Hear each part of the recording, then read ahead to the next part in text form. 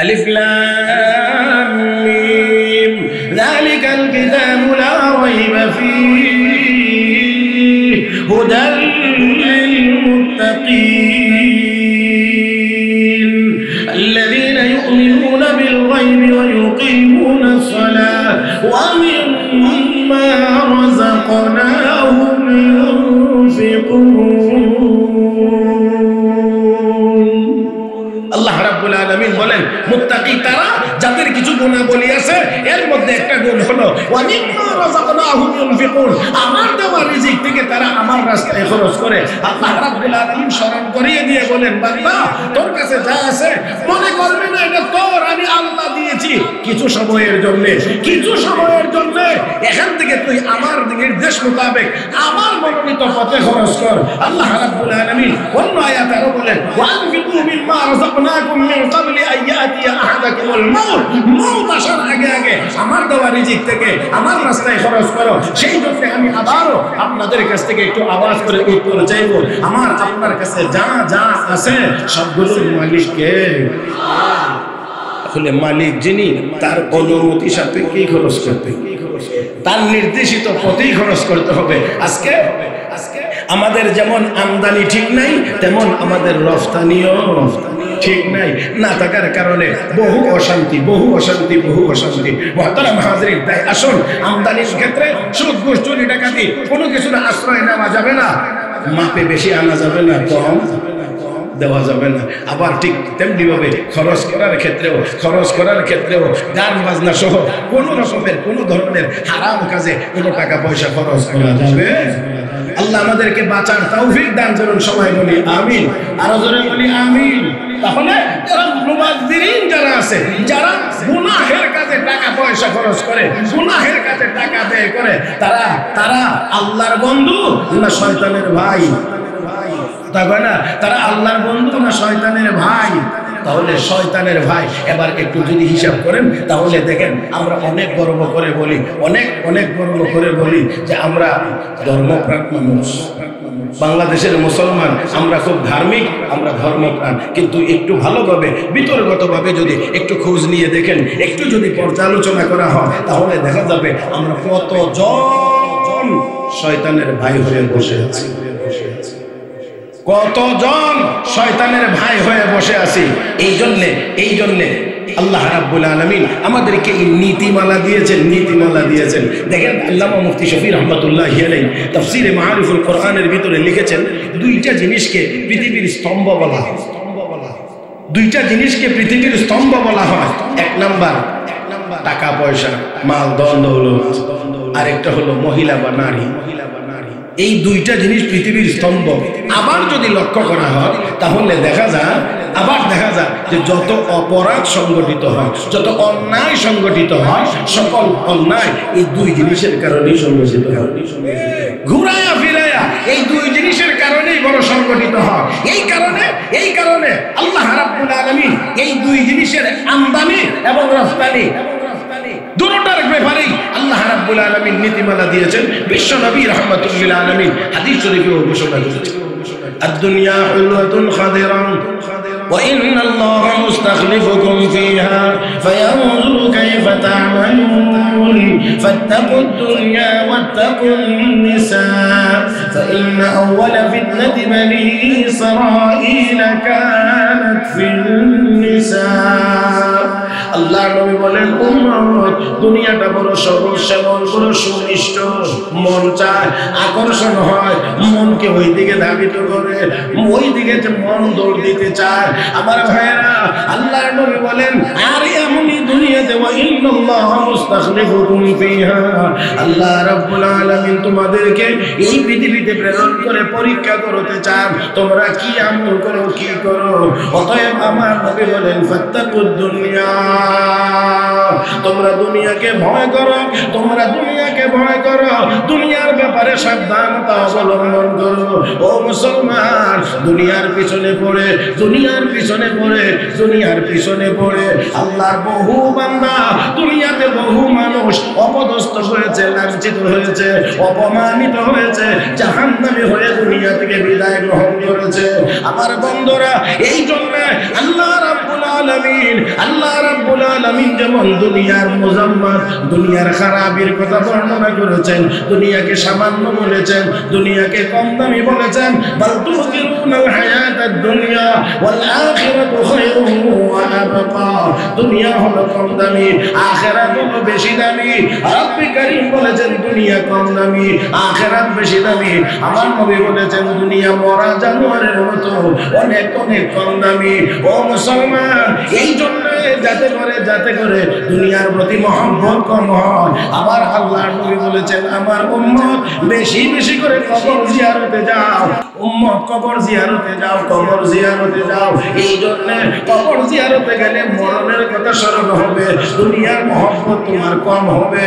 দুনিয়ার প্রতি যত বেশি মহব্বত বাড়বে, ওই লোকের দ্বারা তত বেশি অন্যায় অপরাধ গুনাহের কাজ হইতে থাকবে।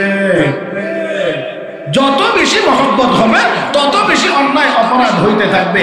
এখানে মনে রাখতে হবে টাকা পয়সা এমন এক জিনিসের নাম, এটা যখন হাতে বেশি পরিমাণে থাকে এই টাকার কারণেও অনেক অনেক গুনাহের কাজ এবং অন্যায় কাজ হয়। আজকে যদি আমরা দেখি আমাদের সমাজের অনেক মারাত্মক ব্যাধি আছে, অনেক অন্যায় অপরাধ গুনাহের কাজ আছে, যেই গুনাহের কাজগুলো গরিবের ছেলে মেয়েদের চাইতে ধনীর ছেলে মেয়েদের দ্বারা বেশি হয়ে থাকে। সেজন্য আল্লাহ রাব্বুল আলামিন বলেন কুলু ওয়াশরাবু ওয়ালা তুসরিফু। পানাহার হালাল, কিন্তু অতিরঞ্জিত করা, অতিরিক্ত করা এটা আবার আল্লাহর কাছে পছন্দনীয় না, আল্লাহর কাছে পছন্দনীয় না। আল্লাহ ইসরাফের ব্যাপারে বলেছেন ইন্নাল্লাহ লা ইউহিব্বুল মুসরিফিন। আল্লাহ মুসরিফিনদেরকে মহব্বত করেন না, ভালোবাসেন না, পছন্দ করেন না। আর তাবযীরের ব্যাপারে, মুবাযযিরিনদের ব্যাপারে আল্লাহ রাব্বুল আলামিন বলেছেন এরা হলো শয়তানের ভাই। তার মানে পানাহার হালাল, এখানেও একটা সীমা রেখা থাকা উচিত। এই জন্যে সাহাবায়ে কেরাম রিদওয়ানুল্লাহি তাআলা আলাইহিম আজমাইনদের মধ্যে কোন সাহাবী তো এমন ছিলেন এক তরকারির বেশি দিয়ে খাওয়া দাওয়াই করতেন না, এর চেয়ে বেশি যদি কেউ কাউকে দেখতেন তাহলে রাগ করতেন, এমন ব্যক্তিও ছিলেন। হযরত আবু যর গিফারী রাদিয়াল্লাহু তাআলা যদি দেখতেন যে কেউ বেশি খাবার খাইতে আছে, একাধিক তরকারি দিয়ে খাইতে আছে কোনো কিছু, হযরত আবু যর গিফারী রাগ করতেন। এমন অবস্থা ছিল হযরত আবু যর গিফারী। মুহতারাম হাজরিন, আল্লাহ পাক আমাদের সবাইকে দুনিয়ার ব্যাপারে খুব বেশি সচেতন হওয়ার তৌফিক দান করুন। খরচের ক্ষেত্রে আল্লাহ বলছেন পানাহার করো, কিন্তু কি করো না, ইসরাফ করো না।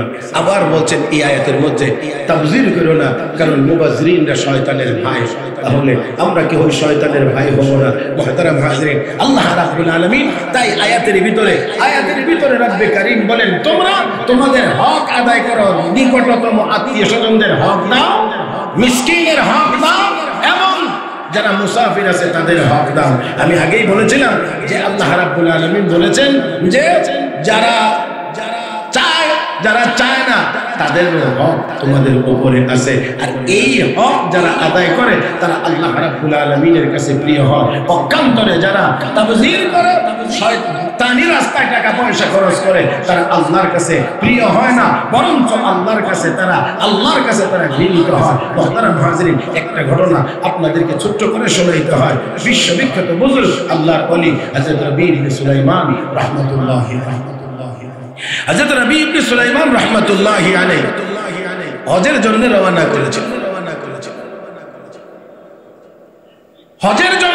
করেছিলেন। আস্তে আস্তে কুফাতে আইসা রাত্রি যাপন করবেন বলে সিদ্ধান্ত নিয়েছে। তাঁবুটা নাইছেন। উনি মনে মনে চিন্তা করলেন কুফা নগরীটা ইসলামের অনেক স্মৃতি বিজড়িত জায়গা, একটু ঘোরাফেরা করে দেখি তো এখানে কি অবস্থা। ঘুরতে অনেক দূর চলে গেলেন, গিয়ে দেখেন এক জায়গায় একটা মরা গরু, আর এই মরা গরুর গোশত একজন মহিলা কেটে ব্যাগের ভিতরে ডুবে গেছে। হযরত রবি ইবনে সুলাইমান চিন্তা করতে লাগলেন মহিলাটা কি এই মরা গরুর গোশত বাজারে নিয়ে বিক্রি করবে, মুসলমানকে হারাম খাওয়াবে? এই চিন্তা থেকে তিনি বললেন আমি একটু দেখতে চাই যে আল্লাহর এই বান্দি এই গোশতটা করে কি। এই মুসলমান একটু ভালো করে খেয়াল করে শুনবেন বলে আমি আশা করছি। মুসলমান তো ওই জাতির নাম, নিজে হারাম খাইবে না, আরেকজনকে হারাম খাইতে উদ্বুদ্ধ করবে না, নিজে হারাম থেকে বিরত থাকবে, আরেকজনকেও হারাম থেকে বিরত রাখার চেষ্টা করবে, নিজেও শয়তানের ভাই হবে না, আরেকজনকেও শয়তানের ভাই হইতে দিবে না। আর একটু জোরে কান।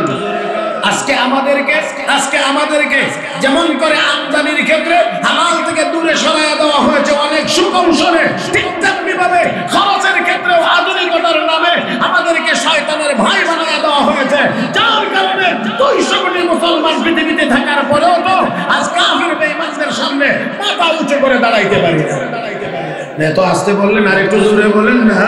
মাথা উঁচু করে দাঁড়াইতে পারি না। আর না হয় আমার তো একটা কথা একেবারেই কমন থাকে সবসময়, সেটা হলো এই যে মুসলমানের আল্লাহু আকবারের আওয়াজে বাতিলের মস্তক ভেঙে চুরমার হয়ে গিয়েছে, সেই মুসলমান 200 কোটি একবার যদি আমরা সঠিকভাবে আল্লাহু আকবার বলতে পারতাম, আমার বিশ্বাস হয় জারদ রাষ্ট্র ইসরায়েলের নাম নিশানা এই পৃথিবীর মানচিত্রে থাকতে পারে।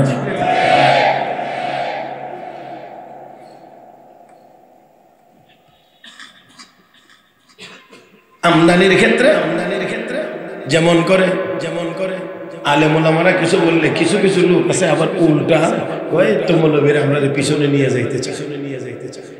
আমরা অনেক উন্নতি করতে চাই কিন্তু তাদের জন্য পারি না। আমরা উন্নতি করতে চাই, কিসের উন্নতি? টাকা বেশি পরিমাণ হওয়ার উন্নতি। বেশি পরিমাণে টাকা হইলে এটাকে উন্নত বলা হয়। মুহতারাম হাজরিন, আমি জানি না বেশি টাকা হইলে, বেশি খাইতে পারলে এটা উন্নত হয় কেমন করে। আমি মনে করি চরিত্র যদি ভালো হয়, আমল যদি ভালো হয়, আখলাক যদি ভালো হয়, তাহলে ওই লোকটা উন্নত হতে পারে। কিন্তু অবশ্যই না, শুধু সম্পদ বেশি হলে তাকে উন্নত বলা যায় না। চোরের হাতে তো অনেক টাকা আছে, ডাকাতের কাছে অনেক টাকা আছে, দুর্নীতি করে যারা বস্তা টাকা কামাই করছে তাদের কাছে তো অনেক টাকা আছে। যদি তাই হয়, টাকা বেশি হলে যদি উন্নত হয়, আর এটাই যদি উন্নতি হয়, তাহলে চোর ডাকাতের বিচার করবে, তারাও তো উন্নতির জন্য এই কাম করছে।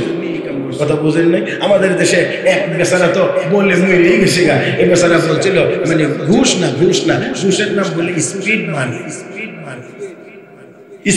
এটা দিলে কাজের গতি বাড়ে, কাজের গতি বাড়ে। আল্লাহ কয় হারাম পথে টাকা খরচ করলে এটা শয়তানের ভাই। আর উনি বলে কি এটা হলো স্পিড মানি, কাজের গতি বাড়ায়। আর একজনে ঘুষ খায় তবে পরিমাণে কম করে খায়। কি সুন্দর উপদেশ আমাদেরকে দেওয়া হয়। আচ্ছা, আমি আপনাদেরকে জিজ্ঞেস করি, পেশাব যে করে, পেশাবের ফোঁটাটা পাক, মনে হয় সবাই বুঝছেন না। প্রস্রাবের কোন ফোঁটা পাক? সবটাই না পাক। তাহলে ঘুষ যদি অবৈধ হয়, ঘুষ যদি হারাম হয়, তাহলে কিছু খায়েন এর মানিটা। তাহলে প্রস্রাবের যেমন সবটাই না পাক, ঘুষেরও সবটাই না পাক। কথা কন না কেন? সুদের সবটাই না পাক। এখানে কিছু পরিমাণে খাবার উপদেশ দেওয়া, এটা হলো শয়তানের ভাই বানানো ছাড়া আর কিছুই হতে পারে না। হযরত রবি ইবনে সুলাইমান রাহমাতুল্লাহি আলাইহি চিন্তা করতে লাগলেন কি করে আল্লাহর বান্দি অনুসরণ করতে লাগলেন। দূর থেকে অনুসরণ করতে লাগলেন। অনুসরণ করতে করতে দেখলেন যে মহিলাটি এক বাড়িতে গিয়ে প্রবেশ করেছে। বাড়িতে প্রবেশ করলে তার আওয়াজ পেয়ে ভিতর থেকে ছোট ছোট আরো কয়েকজন মেয়ে ঘর থেকে বেরিয়ে এসেছে। তাদের হাতে এই ব্যাগটা উঠাইয়া দিয়ে বলতেছেন, মায়েরা, যা কিছু আল্লাহর পক্ষ থেকে পেয়েছো খেয়ে শুকরিয়া আদায়। হযরত রবি ইবনে সুলাইমান বলেন, আমি বুঝতে পারলাম যে তারা মুসলমান। আমি পিছন দিক থেকে আস্তে করে আওয়াজ দিয়ে বললাম, মুসলমানদের জন্য তো মরা গরুর গোশত খাওয়া হারাম। মহিলা সামান্য একটু মাথাটা এদিক করে, সামান্য শুধু একটু দৃষ্টি আকর্ষণ, যে আমি কথাটা তোমাকে বলছি, তোমার কথার উত্তর দিচ্ছি। বলছেন, কে তুমি? আমি একজন মুসাফির। ও মুসাফির, শোনো, মরা গরুর গোশত খাওয়া হারাম, এটা আমাদেরও জানা আছে। তবে খাচ্ছেন যে, জান বাঁচানোর যদি বিকল্প কোনো খাবার না থাকে তাহলে যতটুকু খাইলে জান বাঁচে ততটুকু খাওয়ার যে অনুমতি আছে সেই অনুমতির ভিত্তিতেই আমরা খাচ্ছি। যদি আপনারা বুঝে থাকেন তাহলে বলেন এই পরিবারটা খুব বেশি টাকা পয়সার মালিক এই মুহূর্তে একদম অসহায়, একদম অসহায়। রব্বে কারীম বলেন ওয়াতিল কুরবা হাক্কা ওয়াল মিসকিন, আত্মীয় স্বজনকে দাও, মিসকিন অসহায় যারা তাদেরকে দাও। খাচ্ছেন কেন? ওই ফর্মুলায় খাচ্ছি। কেন আপনাদের এই অবস্থা? আমার স্বামী ছিল একমাত্র উপার্জনের লোক। মরে যাওয়ার পরে, দুনিয়া থেকে বিদায় হওয়ার পরে আমি আমার মেয়েগুলোকে নিয়ে এভাবেই কষ্টের ভিতর দিয়ে দিন যাপন করছি। মুসাফির তাকিয়ে দেখো, আমার মেয়েগুলো এক একজন 3 দিনের অনাহারে আছে, 3 দিনের ক্ষুধার্ত। আমি মা হয়ে আর কতক্ষণ পর্যন্ত সহ্য করতে পারি? সেই জন্য নিরুপায় হইয়া মেয়েদের মুখে যতটুকু খাইলে জান বাঁচবে ততটুকুই এনে দিয়েছি, এর বেশি কোনো কিছুই না। হযরত রাবী ইবনে সুলাইমান রাহমাতুল্লাহি আলাইহি চিন্তা করেন, আমি নফল হজ করার জন্য যাব, আর এই দিক দিয়ে মুসলমানের সন্তান, মুসলমানেরা হালাল খাবারের অভাবে তারা কি মরা গরুর গোশত কেটে এনে খাবে? এটা হয় না, হতে পারে না। মনে মনে মনে মনে হজের সিদ্ধান্তটাই পরিবর্তন করে ফেলেছেন। আর চিন্তা করলেন এই টাকাটা দিয়ে এবার তাদের সেবা করবো, খেদমত করবো, আর আগামীতে হজ আবার পুনরায় করবো। আবার হয়রান, এই জন্য ডাক দিলেন, মাগো ও মা একটু অপেক্ষা করেন, এইগুলো আপনারা খাবেন না, আমি দেখি আপনাদের জন্য কোনো ভালো ব্যবস্থা করতে পারি কিনা। এ মুসলমান, হযরত রাবী ইবনে সুলাইমান রাহমাতুল্লাহি আলাইহি, হযরত রাবী ইবনে সুলাইমান রাহমাতুল্লাহি আলাইহি এই কথা বলেই চলে গেলেন কাফেলার সাথে গিয়ে। এবার বলতে লাগলেন, এই বছরে আমি আর হজে যাব, আমি আর হজে বছরে যাব না। অনেকেই বোঝানোর চেষ্টা করলেন, তিনি বললেন না না আমি যাব না। হাজিদেরকে এখান থেকে বিদায় করে দেওয়া হয়েছে, বিদায় করে দিলেন। অতঃপর তিনি টাকা পয়সা যা ছিল তা নিয়ে বাজারে প্রবেশ করলেন, কিছু আটা ময়দা কিনলেন, রুটি বানাইয়া খাওয়ার জন্য যা লাগে তাও তিনি কিনলেন। অতঃপর অবশিষ্ট কিছু টাকা এই আটার ভিতরে ঢুকাইয়া এই বাড়ির ভিতরে নিয়ে গেলেন, হাদিয়া পেশ করলেন, এই নেন আপনাদের জন্য আমার পক্ষ থেকে সামান্য খাবার, সামান্য হাদিয়া। আল্লাহর বান্দারা এই হাদিয়া পাইয়া অত্যন্ত আনন্দিত, অত্যন্ত আনন্দিত। মা আমি মিলে এক একজন করে আল্লাহ রাব্বুল আলামিনের দরবারে দোয়া করতে আছেন, ও মালিক, যে ব্যক্তি আমাদের পেটে খাবারের ব্যবস্থা করে দিলেন, যে ব্যক্তি আমাদের পরনে আয় আল্লাহ কাপড়ের ব্যবস্থা করে দিলেন, মালিক তোমার দরবারে ফরিয়াদ জানাই, আল্লাহ দয়া করে তুমি এই ব্যক্তির সকল সমস্যার সমাধানের জিম্মাদার হয়ে যাও। আওয়াজ করে বলুন, সকল সমস্যার সমাধানের জিম্মাদার কে? লা ইলাহা ইল্লাল্লাহ,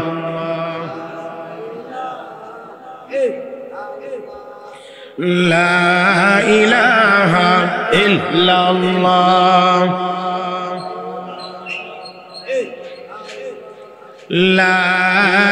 থাকবে না। পরবর্তী উলামায়ে কেরাম নির্দিষ্ট সময়ে চলে আসবেন, আর আমাকেও নির্দিষ্ট সময়ে চলে যেতে হবে। এই জন্য সময়টা কাজে লাগাইতে চাই। আল্লাহ যেন তৌফিক দান করেন, বলি আমিন। এ ভাই একটু মনোযোগটা ঠিক করে নেওয়ার জন্য বলিষ্ঠ আওয়াজ একবার বলেন তো দেখি, আল্লাহু আকবার। হয় নাই, হয় নাই, আরেকটু জোরে কোন আল্লাহু আকবার।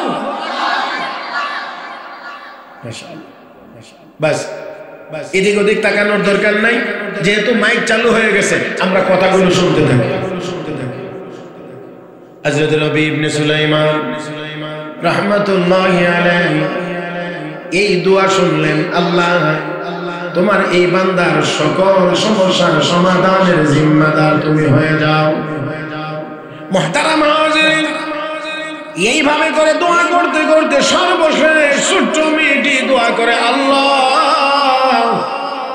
তোমার যে বান্দা আমাদের এই দুর্দিনে দুঃসময়ে আমাদের ক্ষুধার্ত পেটে খাবারের ব্যবস্থা করে দিলেন, আমাদের পরনে কাপড়ের ব্যবস্থা করে দিলেন। আল্লাহ তোমার কাছে ফরিয়াদ, কঠিন হাসরের ময়দান যেদিন কায়েম হবে, তোমার হাবিব আমাদের নানা জান রাহমাতুল লিল আলামিন ব্যতীত কোনো সুপারিশগার থাকবে না, কেউ সুপারিশ করবে না। আল্লাহ ওই কঠিন হাসরের দিনে মুসিবতের সময়ে তোমার এই বান্দাকে তোমার বন্ধুর শাফাআত নসিব করে দিও। হযরত রবি ইবনে সুলাইমান রাহমাতুল্লাহি আলাইহি দোয়া পাইলেন, চিন্তা করলেন আমি কুফাতে অবস্থান করব, এখন বাড়িতে গিয়ে লাভ নাই। হাজী সাহেবরা যখন আবার ফিরে আসবে আমি তাদের সঙ্গী হয়ে বাড়িতে ফিরব। এই জন্য কুফাতে অবস্থান করতে লাগলেন। হাজী সাহেবরা হজের জন্য চলে গিয়েছেন, হাজী সাহেবরা হজের জন্য চলে গিয়েছেন। মক্কা মদিনা ঘুরে হজের কার্যক্রম শেষ করে তখন পুনরায় তারা আবার কুফাতে আসলেন। হযরত রবি ইবনে সুলাইমান রাহমাতুল্লাহি আলাইহি তাদের সামনে গিয়ে হাজির হলেন, সালাম দিলেন, একজনের সাথে গিয়ে মুসাফাহা করলেন, সাথে দোয়া করলেন আল্লাহ রাব্বুল আলামিন তোমার হজ কবুল করুন। দোয়া করলেন আল্লাহ তোমার হজ কবুল করুন। ওই হাজী সাহেব এবার বলতে আছেন, হে রবি তুমি কি আমার সাথে ঠাট্টা করো নাকি? তুমিও তো আমার সাথে হজ করেছ, তুমিও তো আমার সাথে হজ করেছ, কোনো কিছুই বুঝে উঠতে পারেন নাই। এটা কেমন কথা? আমি আবার কেমন করে হজ করলাম, আমি আবার কেমন করে হজ করলাম, আমি তো কুফাতে রয়ে গেলাম। ও মুসলমান, ও মুসলমান। এবার আরেকজনের কাছে গেলেন, আরেকজনের কাছে গিয়ে যখন এই কথা বললেন, এই কথা বললেন আল্লাহ তোমার হজ কবুল মঞ্জুর করো, এই কথা বললে ওই হাজী সাহেব আরেকটু বেশি অ্যাডভান্স হয়ে বলতে আছেন, ও রবি তুমি না আমার সাথে হজ করেছো, তুমি না আমার সাথে আল্লাহর ঘর তওয়াফ করতেছিলা, তুমি না আমার সাথে মিনায় ছিলা, আমার সাথে মুজদালিফায় ছিলা, আমার সাথে তুমি না আরাফায় ছিলা, তুমি আল্লাহর ঘর তওয়াফ করার সময়ে আমার কাছে একটা টাকার ব্যাগ রেখেছিলা, এই নাও তোমার টাকার ব্যাগ। মুহতারাম হাজিরিন, আশ্চর্য হয়ে গেলেন, এটা কেমন করে সম্ভব? এই চিন্তা করতে করতে ঘুমিয়ে পড়লেন স্বপ্ন জগতে। রাহমাতুল লিল আলামিন নবী মুহাম্মদুর রাসূলুল্লাহ সাল্লাল্লাহু আলাইহি ওয়াসাল্লামের দিদার নসিব হয়ে গেছে। নবী আমার ডাক দেবে, আর কতজন সাক্ষী তোমার কাছে বললে, কতজন সাক্ষী তোমার কাছে পাঠাইলে তোমার বিশ্বাস হবে তোমার হজ হয়েছে? আল্লাহর নবী বলেন, নবী হজের প্রোগ্রামটা পরিবর্তন করে যে অসহায়, যে মিসকিন পরিবারকে সাহায্য সহযোগিতা করেছিলাম, এই অসহায় পরিবারটি হইল আমার আওলাদ, আমি নবীর বংশের লোক, নবীর বংশধর।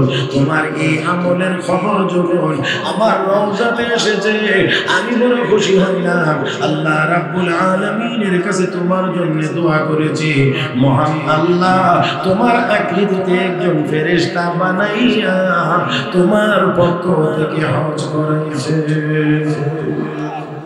আমার ভাইরা, আমার বন্ধুরা, তাই আসুন আল্লাহ রাব্বুল আলামিন আয়াতের ভিতরে বলেন, ওয়া আতিদাল কুরবা হাক্কাহু ওয়াল মিসকিন, নিকটতম আত্মীয়দের হক পাওনা দাও, মিসকিন অসহায় তাদের হক আদায় করো, ওয়ালাস সাবিল যারা মুসাফির তাদের হক তোমরা আদায় করো, ওয়ালা তুবাযির তাবযীরা, তবে অবশ্যই অবশ্যই গুনাহের কাজে কোনো টাকা পয়সা খরচ করিও না। সহজ কথায় যদি চলে আসি, এক গুনার কাজে খরচ করার নাম নামই হলো তাবযির। ও মুসলমান, অতএব গুনাহের কাজে কোনো অবস্থাতেই টাকা খরচ করা যাবে না। আল্লাহ রাব্বুল আলামিন বড় সত্যভাবে বলেছেন, ইন্নাল মুবাযযিরিনা কানু ইখওয়ানাশ শায়াতিন। যারা তাবযির করবে, মুবাযযির হবে, গুনাহের কাজে টাকা খরচ করবে, রব্বে কারীম বলেন তারা শয়তানের ভাই। ওয়া কানা শাইতানু লিরাব্বিহি কাফুরা। আর শয়তান হলো তার রবের বড় নাফরমান। শয়তান বড় নাফরমান। কার নাফরমান? আল্লাহর। শয়তান আল্লাহর বড় নাফরমান। আর যারা শয়তানের ভাই হবে, সে আর ফরমাবরদার হবে না, সেও নাফরমানি হবে। আমার ভাইরা, আমার বন্ধুরা, এই জন্য আসুন হালাল মতো টাকা খরচ করার ক্ষেত্রে, এমনকি আল্লাহর রাস্তায় দান খয়রাত করার ক্ষেত্রেও একটা মধ্যম পন্থা অবলম্বন করা যায়। আল্লাহ রাব্বুল আলামিন তার প্রিয় হাবিবকে পরের আয়াতগুলোতে গিয়ে দেখা যায় আল্লাহর নবীকে আল্লাহ নির্দেশ দিয়ে বলেন, লা তাজআল ইয়াদাকা মাগলুলাতান ইলা উনুকিক ওয়া লা তাবসুতহা কুল্লাল বাসত ফাতাকুদা মালুমান মাহসুরা। নবী গো, কি মনতা বসত আপনি হাত দুইটা একেবারে গাড়ির উপরে বেঁধে রাখবেন না, আবার একেবারে প্রসারিত করে দিবেন না, একেবারে দুটো হাত খুলে দিবেন না। আমার ভাইরা, এখানে একটু লক্ষণীয় বিষয় হলো আয়াত কেন নাযিল হয়েছে। অতি সংক্ষেপে যদি শানে নজরুলটা আমরা দেখি, তাহলে দেখতে পাবো আল্লাহর নবীর কাছে একদিন একটা ছেলে এসে বলছেন, ইয়া রাসূলুল্লাহ, ইয়া হাবিবাল্লাহ, ওগো নবীজি, আমার আম্মা বলেছেন আপনি একটা আপনার গায়ের জামা আমার আম্মাকে দান করতেন। আল্লাহর নবী বললেন, যা ও ছেলে, তোমার মাকে গিয়ে বলো আমার কাছে এই মুহূর্তে দেওয়ার মতো অতিরিক্ত কোনো জামা নাই, শুধুমাত্র আমার গায়ের জামাটা, সেটা আমি গায়ে দিয়ে রেখেছি। আল্লাহর হাবিব রাহমাতুল লিল আলামিন বললেন, যাও গিয়ে বলবা পরবর্তীতে যখন আমার কাছে আসবে তখন আমি তোমাকে তোমার মাকে দেব। ছেলেটা চলে গেছে, ঘুরে আবার এসে বলেছেন, ইয়া রাসূলুল্লাহ, ইয়া হাবিবাল্লাহ, আমার আম্মা বলেছেন আপনার গায়ে যে জামাটা আছে এই জামাটাই দিয়ে দেওয়ার জন্য। আল্লাহ হাবিব নিজের গায়ের জামাটা খুলে দিয়ে দিলেন। এখন আর নবীর গায়ের জামা নাই। আল্লাহ নবী হুজরায় চলে গেলেন। নামাজের সময় হয়ে গিয়েছে, নামাজের সময় হয়ে গিয়েছে। হযরত বেলাল আযান দিয়েছেন, কিন্তু আল্লাহ নবী ঘর থেকে বের হচ্ছেন না। ও বের হচ্ছেন না। সাহাবায়ে কেরাম চিন্তিত। ঘরে গেলেন, গিয়ে দেখেন আল্লাহ নবীর গায়ে এই মুহূর্তে কোনো জামা কাপড় নাই। এজন্য রব্বে কারীম বলেন, রব্বে কারীম বলেন, লা তাজআল ইয়াদাকা, এই প্রেক্ষাপটে আয়াত নাযিল হয়েছে। আল্লাহ বলেন, লা তাজআল ইয়াদাকা মাগলুলাতান ইলা উনুকিক। হাবিব, আপনি এবং আপনার উম্মত বুখালতি বশত, কৃপণতা বশত হাত দুইটা একেবারে গাড়ির উপরে নিয়ে বেঁধে রাখবেন না, মানে কিছুই দান করবেন না, এমনটা না। আবার আবার ওয়ালা তাবসুতহা কুল্লাল বাস, একেবারে পুরোপুরি খুলেও দিবেন না। ফাতাকুদা মালুমান মাহসুরা, তাহলে পরবর্তীতে বুখালতির কারণে আপনাকে তিরস্কার শুনতে হবে। আবার যদি একেবারে খুলে দেন তাহলে আবার এই জন্য পরে আফসোস করতে হবে। মুফাসসিরিন কেরাম লেখেন, মুখালতির বশত হাত বেঁধে রাখা যাবে না, আবার পুরোপুরি ছেড়ে দেওয়া যাবে না, যাতে করে পরে আফসোস করা লাগে। আমার ভাইরা, আমার বোনেরা মুসলমান, এই কথাটা মুফাসসিরিন কেরাম লেখেন ওই সকল ইমানদারদের জন্য যারা বেশি পরিমাণে খরচ করে, পরবর্তীতে যদি একটু সামান্য সমস্যা হয় আর তখন আফসোস শুরু করে দেয়, আফসোস শুরু করে দেয়। আর যদি বলতে থাকে, হায় রে, দান খয়রাত কইরা আমি একেবারে খালি হয়ে গেলাম, নিঃস্ব হয়ে গেলাম, এমন ব্যক্তিদের ব্যাপারে আল্লাহর কথা। আর যদি কোনো মানুষের ঈমান এত মজবুত হয়, সবকে যদি দেওয়ার পরেও যদি তার মধ্যে কোনো রকমের আফসোস না থাকে, তাহলে সে যতটুকু ইচ্ছা তার সম্পদ থেকে আল্লাহর রাস্তায় খরচ করতে পারে। সাইয়েদনা হযরত আবু বকর সিদ্দিক রাদিয়াল্লাহু তাআলা। আমার ভাইরা, আমার বন্ধুরা, অনেক টাকা পয়সা নিয়ে দিয়ে অনেক বড় ব্যবসায়ী মানুষ ছিলেন। মুফাসসিরিন কিরাম লেখেন হযরত আবু বকর সিদ্দিক যখন মুসলমান হয়েছিলেন, ওনার মক্কার বাজারে 6টা রেশনের দোকান ছিল। একে একে দ্বীনের জন্য সবগুলো তিনি কুরবানি দিয়ে ফেলেছেন, আল্লাহর রাস্তায় খরচ করে ফেলেছেন। আমার ভাইরা, শুধুমাত্র তা না, আমার নবী একদিন বলছেন, উম্মতেরা, সাহাবীরা শোনো, দুনিয়াতে 3টা জিনিস আমার কাছে প্রিয়। এক নাম্বার সুগন্ধি আতর খুশবু আমার কাছে প্রিয়। এক নাম্বার হলো আন-নাযরু ইলা ওয়াজিক, ও আল্লাহর নবী, আপনার চেহারা মুবারক দেখা আমি আবু বকরের কাছে প্রিয়। আল্লাহু আকবার। আরেকটু জোরে কোন। নবীর চেহারা আবু বকরের কাছে প্রিয়, নবীর চেহারা ওমরের কাছে প্রিয়, নবীর চেহারা সাহাবায়ে কেরামের কাছে প্রিয়। আমার বন্ধুরা, আবু জেহেল, আবু লাহাব, উতবা সাহেবদের কাছে প্রিয় না। সেই জন্য বলছি, হক্কানি উলামায়ে কেরামের চেহারা সাধারণ ইমানদারদের কাছে প্রিয়। হক্কানি উলামায়ে কেরামের চেহারা নাস্তিকদের কাছে প্রিয় হয় না। সাহাবায়ে কেরামের কাছে নবীর চেহারা মুবারক প্রিয়, আবু জাহলের কাছে প্রিয় না। আমার ভাইরা, মনে রাখতে হবে, তাহলে নবীকে ভালোবাসা, নবীকে দেখতে পারা, নবীর চেহারা মুবারকের দিকে তাকিয়ে থাকা, এটা সাহাবায়ে কেরামের বৈশিষ্ট্য। হক্কানি উলামায়ে কেরামের চেহারার দিকে তাকিয়ে থাকা সাধারণ মুমিনের বৈশিষ্ট্য। নবীর চেহারা ভালো লাগে না, এটা আবু জাহল, আলেম উলামার চেহারা ভালো লাগে না, এটা নাস্তিক আর বেঈমান ছাড়া আর কেউ হতে পারে না।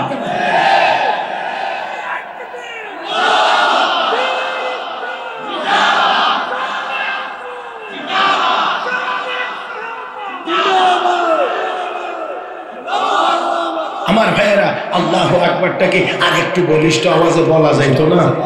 যেহেতু নারে তাকবীর বলেই ফেলছে, তো আল্লাহু আকবার আওয়াজটা কি আর একটু বড় হইলে অসুবিধা হইতো নাকি? আর বললে কোনো গুনাহ হবে? যদি তা না হয়, তাহলে একটু বলিষ্ঠ আওয়াজে, অন্তত শায়েস্তাগঞ্জ থানার এরিয়ার ভিতরে, এই থানার ভিতরে যেন শয়তান থাকতে না পারে, এতটা বলিষ্ঠ আওয়াজে একবার আল্লাহু আকবার বলতে হবে। রাজি আছেন সবাই? পারবেন সবাই মিলে একবার বলতে? এবার বলেন দেখি।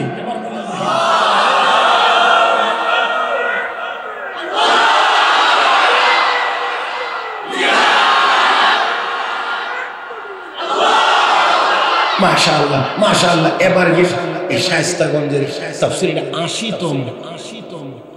হ্যাঁ, তার মানে 80 বছর যাবত এই তাফসীর চলতেছে। আপনারা 80 বছর তো সবাই একটানা শুনতে পারছেন না, কারণ এত হায়াত হয়। হ্যাঁ, তাহলে তার মানে বলা যায় এমনও যে দাদাই শুনছিল, পরে বাপে শুনছে, এখন নাতিয়ে শুনছে। হ্যাঁ, তাহলে এত বড় ঐতিহ্যবাহী তাফসীর মাহফিলে এখানে যদি আল্লাহু আকবার বলার দরকারই হয়, আস্তে কেন? হযরত আবু বকর সিদ্দিক বলেন, আন-নাযরু ইলা ওয়াজিক, হাবিব আপনার চেহারা দেখে, নবী আপনার চেহারা দেখে আমি আবু বকরের কাছে প্রিয়। নাম্বার 2, ওয়াল ইনফাকু আলা আমরিক, নবী আপনার কথা মোতাবেক আমার সম্পদ খরচ করাটা আমি আবু বকরের কাছে প্রিয়। আল্লাহু আকবার। এই কথাটাই ছিল বলার কথা। হযরত আবু বকর বলেন, ওয়াল ইনফাকু আলা আমরিক, আপনার কথা মতে, হুকুম মোতাবেক আমার সম্পদ খরচ করা, এটা আমি আবু বকরের কাছে প্রিয়। নাম্বার 3, ওয়া বিনতি আলা ফিরাশি, আমার মেয়ে আয়েশা আপনার স্ত্রী হওয়া, এটা আমি আবু বকরের কাছে বড় প্রিয়।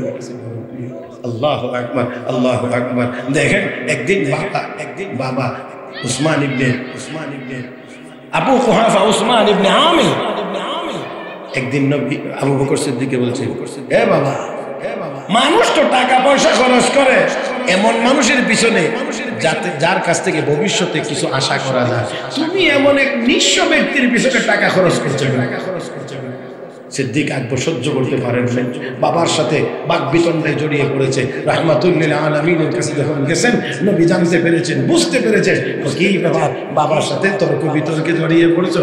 ইয়া রাসূলুল্লাহ, ইয়া রাসূলুল্লাহ, আমার বাবা হতে পারেন অবশ্যই, তবে আমার নবীর বিরুদ্ধে বললে আমি এটা সহ্য করতে পারি না। ভাগ্য ভালো আজকে হাতের কাছে, নাগালের কাছে তরবারি ছিল না, যদি থাকতো তাহলে ঘটনা অন্যরকম হতো, অন্যরকম হইতো।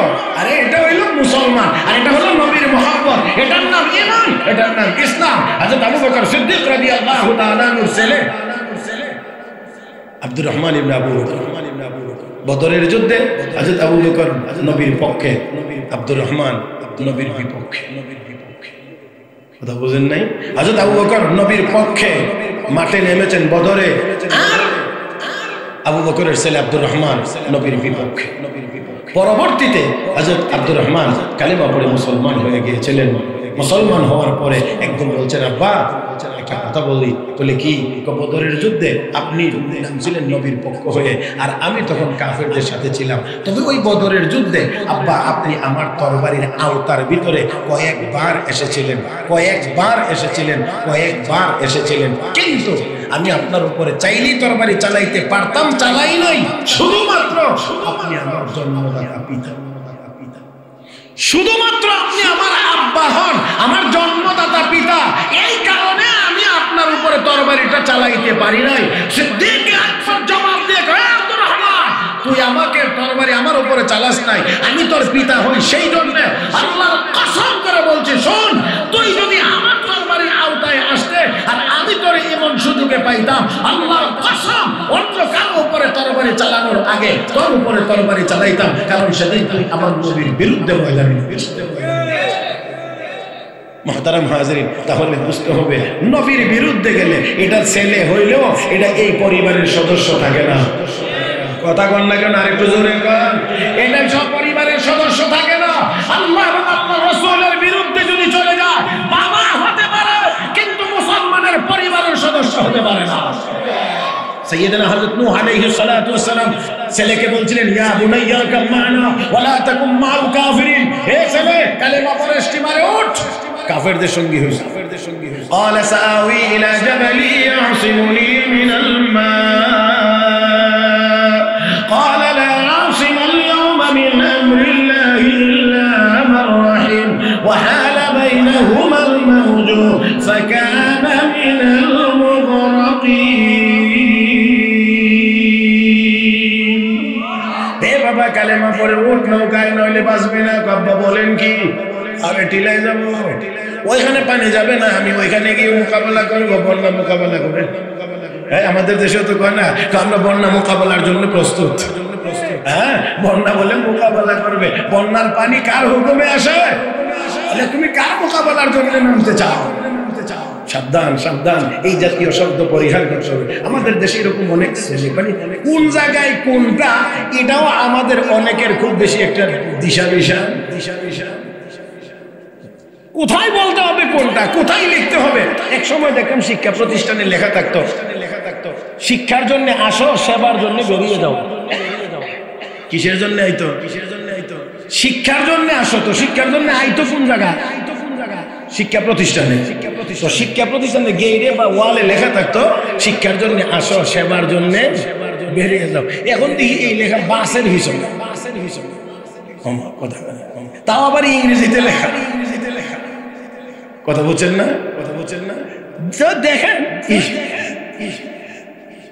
এই লেখা এখন বাসের মধ্যে কি শিখছে? Come for education, go for help. বাসের পিছনে এটা কি বাসের পিছনে লেখবেন? আমার বুঝে আসছে না। কথা বুঝেন? তারপরে দেখবেন এরকম উল্টা পাল্টা অনেক কিছু, যেগুলো একটার সাথে কোথায় যে কোনটা এটা মানে মিলানো বড় মুশকিল হয়ে যায়। সময় কম, আমার যতটুকু সময় জানা আছে। এই সময় আর বাকি নাই, একেবারেই শেষ প্রান্তে। এই জন্য কথাগুলোকে একেবারে আর বেশি লম্বা করার কোনো সুযোগ নাই। কিছুটা অগোছালো থাকলেও অগোছালো অবস্থায় রেখে চলে যাইতে হবে। মুহতারাম হাজিরিন, পরবর্তী উলামায়ে কেরাম গুরুত্বপূর্ণ নসিহত পেশ করবেন বলে ইনশাআল্লাহ আমি আশাবাদী আপনারাও মন ভরে শুনবেন। মাগরিবের নামাজের পরে শুরু হইতে হওয়ার সময় একেবারেই অল্প কিছু মানুষ ছিলেন, এখন তো আলহামদুলিল্লাহ অনেক। পরবর্তী বুজুর্গরা আশা করি একটু তৃপ্তি সহকারে আপনাদেরকে কথা শোনাইতে পারবেন। আল্লাহ তৌফিক দান করুন, সবাই বলি আমিন। আর জোরে বলি আমিন। মুহতারাম হাজিরিন, যাই হোক, আসলে বলছিলাম নূহ আলাইহিস সালাতু ওয়াস সালাম, নূহ আলাইহিস সালাতু ওয়াস সালাম ছেলেকে বলছিলেন, এই ছেলে ওঠ। না, কোথায় যাব? পাহাড়ে আল্লাহ করে বাঁচতে পারবে না, বাঁচতে পারবে না। পয়গম্বর কে দেখলা, আল্লাহ যদি না বাঁচায় তাহলে আজকে বাঁচার কোনো ব্যবস্থা। এই বাবা এবং ছেলের মধ্যে কথা চলতেছে, এর মধ্যে ওয়াহিলা বাইনাহুমাল মাউজু ফাকানা মিনাল মুগরাকিন, ঢেউ এসে এমন বাড়ি দিছে। এখন বাবা ছেলে দেখে না, ছেলে বাবা দেখে, ছেলে বাবা দেখে। এমত অবস্থায় পয়গম্বর ছেলের জন্য আল্লাহর কাছে একটু বলছিলেন, ইন্না বিনি মিন আহলি ওয়া ইন্না ওয়া'দাকাল হক ওয়া আনতা আহকামুল হাকিমিন। মালিক, তুমি না বলেছিলা আমার পরিবারকে বাঁচাইবা, তো ছেলে তো আমার পরিবারের সদস্য, ছেলে তো আমার পরিবারের সদস্য, তুমি না বলছিলা পরিবারের সদস্যদেরকে বাঁচাইবা। আল্লাহ ক্বালা ইয়া নূহ ইন্নাহু লাইসা মিন আহলি ইন্নাহু আমালুন গায়রু সালিহ ফালা তাসআলনি মা লাইসা লাকা বিহি ইলম ইন্নী আ'ইযুকা আন তাকুনা মিনাল জাহিলিন। পয়গম্বর, এটা তোমার পরিবারের, এটা তোমার পরিবারের সদস্য না। ইন্নাহু আমালুন গায়রু সালিহ, তার আমল ভালো না। তাহলে বোঝা গেল রক্তের মাধ্যমে পয়গম্বরের পরিবারের সদস্য হয় না, পয়গম্বরের পরিবারের সদস্য হয় ঈমান আর নেক আমলের ভিত্তিতে। যাই হোক, সাইয়েদনা হযরত আবু বকর সিদ্দিক রাদিয়াল্লাহু তাআলা আনহু সব দিয়েছিলেন, কিন্তু ওনার কোনো আফসোস ছিল না, যত দিতে পেরেছেন সর্বশেষ ঘরে যা ছিল সব দিয়েছেন, কিন্তু কোনো আফসোসের বিষয় ছিল না। আরে আমি যদি না দিতাম ভালো হইতো। তো যাদের মধ্যে না দিতাম ভালো হইতো এমন আফসোস করা লাগবে, এমন ব্যক্তিদের ক্ষেত্রে সব দান খয়রাত করে দেওয়ার সুযোগ নেই। কিছু রেখে লইলেই ভালো, যাতে করে এই আফসোস পরবর্তীতে করতে না।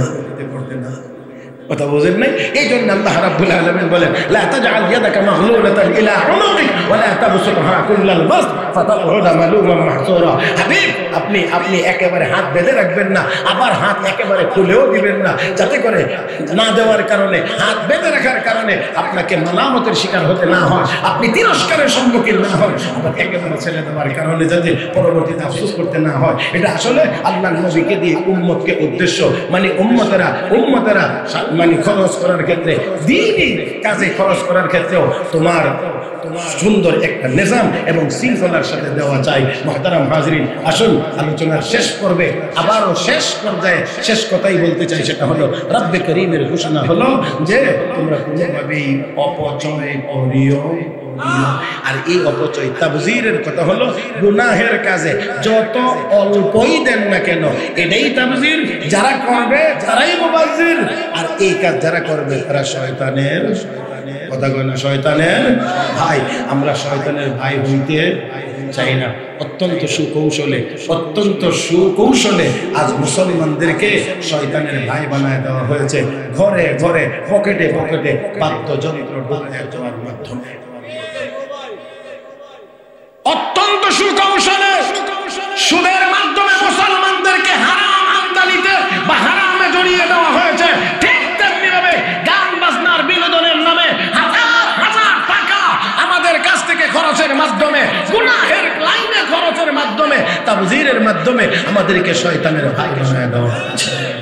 আমার ভাইয়েরা, আমার বন্ধুরা, তাই আসুন আজকে থেকেই হোক আমাদের প্রতিজ্ঞা, আজ থেকে আমাদের হোক পাক্কা নিয়ত, গুনাহের কাজে আমার একটি টাকাও খরচ যেন না হয়।